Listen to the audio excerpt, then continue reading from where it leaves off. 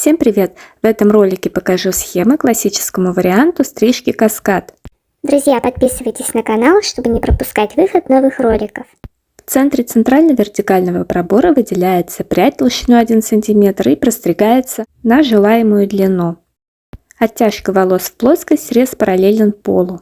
Это будет контрольная прядь. Далее горизонтальными проборами простригается левая и правая часть фронтально-теменной секции.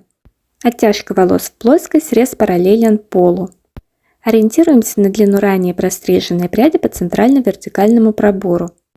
Каждая последующая прядь будет являться контрольной для следующей.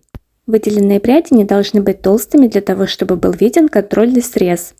Если на височных зонах высокая густота волос, то их также можно оттягивать наверх.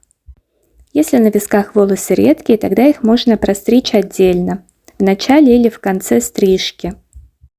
Следующим этапом будет стрижка центрального затылочного блока. Выделяется контрольная прядь, это волосы, ранее простриженные на зоне макушки. Горизонтальными проборами поочередно выделяются пряди волос и подтягиваются контрольной. Таким образом, все волосы срезаются по уровню контрольной пряди в зоне верхнего затылочного блока. Контрольная прядь на схеме показана красной линией. Все последующие пряди обозначены зелеными стрелками. Далее простригаются боковые секции затылочного блока.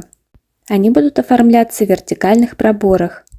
Тонкими вертикальными секциями отделяем прядь и подтягиваем к центральной пряди, которая находится также в зоне макушки. Продолжаем прямую линию среза. Аналогично действую с другой стороны. Затем прочесываю все волосы вниз и оформляю линию окантовки. Формирую лесенку у лица. Распределяю волосы по естественному ниспаданию. Фиксирую волосы пальцами, направляя концы на себя и состригаю лишние волосы. Стрижка классический каскад может выполняться на любую длину волос, на длинные, средние и даже короткие. Ее легко можно выполнить самостоятельно, если следовать схемам. Перед стрижкой нужно заранее определиться с длиной волос. Ее лучше определять в зоне над ухом. Друзья, надеюсь, это видео было вам полезным, а схемы понятными. Пишите в комментариях, какие бы стрижки вы хотели увидеть еще на моем канале. А также дайте знать, понравился ли вам результат этой стрижки. Спасибо, что были со мной, ставьте лайки и не забывайте подписываться на канал. Всем удачи!